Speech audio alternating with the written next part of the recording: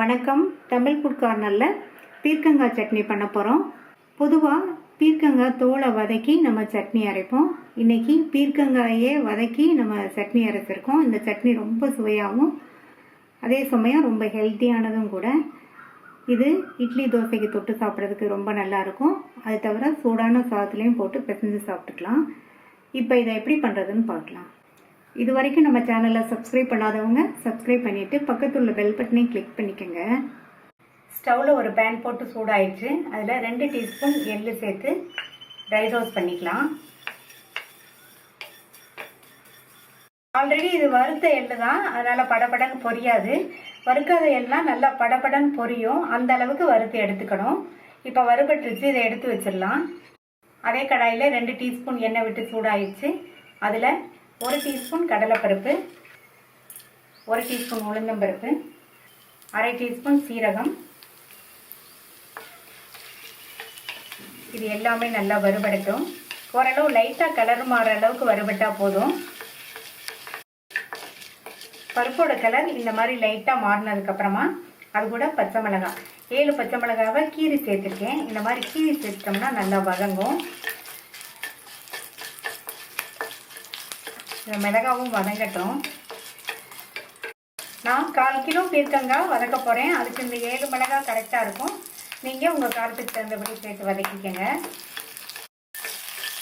மிளகாய் வதங்கிடுச்சு. அது கூட கொஞ்சமாக கொத்தமல்லி இலையும் கொஞ்சமாக கருவேப்பிலையும் சேர்த்து வதக்கிக்கலாம்.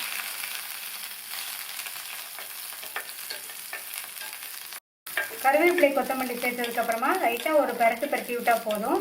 இப்போ இதை எடுத்து வச்சிடலாம். அதே கடாயிலேயே 2 டீஸ்பூன் எண்ணெய் விட்டு சூடாயிடுச்சு. 1/4 கிலோ பீர்க்கங்காவை இந்த மாதிரி சின்ன சின்ன பீசஸாக கட் பண்ணி வச்சுருக்கேன். பீர்க்கங்காயை தோல் சீவாமல் தான் கட் பண்ணி வச்சுருக்கேன். இந்த மாதிரி தோல் சீவாமல் கட் பண்ணி வதக்கி சட்னி அரைச்சோம்னா சத்தாகவும் இருக்கும், உடம்புக்கும் ரொம்ப நல்லது.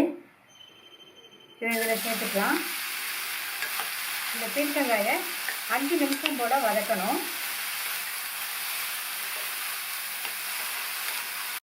5 நிமிஷமாக பீர்க்கங்காயை வதக்கியாச்சு.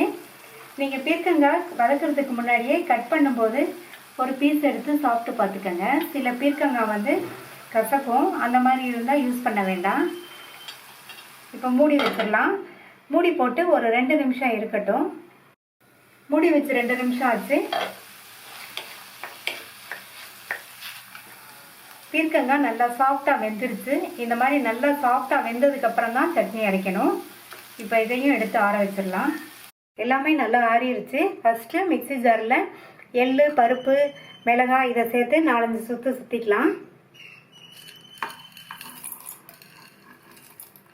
4-5 சுற்று சுற்றிட்டு அது கூட 5 பூண்டையுமே நான் வதக்காமல் தான் சேர்த்துருக்கேன். இந்த மாதிரி வதக்காமல் சேர்த்தோம்னா இந்த பீர்க்கங்காய் சட்னி நல்லா வாசனையாக டேஸ்ட்டாக இருக்கும். அது கூட ஒரு பெரிய நெல்லிக்காய் சைஸ் அளவு புளியை வந்து ஊற வச்சுருந்தேன், அதை சேர்த்துக்கலாம். இந்த மாதிரி ஊற வச்சு சேர்த்தோம்னா சட்னி வந்து நல்லா ஈஸியாக அரைப்படும். இப்போ இதையும் அரைச்சிட்டு வந்துடலாம். புளி பூண்டு சேர்த்து அரைச்சதுக்கப்புறமா அது கூட வதக்கி வச்ச பீர்க்கங்காயை சேர்த்துட்டு இந்த சட்னிக்கு தேவையான அளவு உப்பு, கொஞ்சம் கூட தண்ணியே சேர்க்காம அரைச்சாச்சு. பீர்க்கங்காய் நீர் சத்துள்ள காய்ங்கிறதுனால தண்ணியே தேவைப்படாது. நம்ம இந்த கன்சிஸ்டன்சிக்கு இப்போ அரைச்சிருக்கோம். இப்படி இருந்துச்சுன்னா இட்லி தோசைக்கும் தொட்டு சாப்பிட்டுக்கலாம். சூடான சாதத்தில் இதை போட்டு நெய்யோ எண்ணெயோ விட்டு சாப்பிட்டாலும் ரொம்ப ரொம்ப சூப்பராக இருக்கும். இப்போ இதை கிண்ணத்துக்கு மாற்றிட்டு தாளிப்பு போட்டுடலாம். இந்த சட்னி தாளிக்கிறதுக்கு 2 டீஸ்பூன் நல்லெண்ணெய் சேர்த்துருக்கேன்.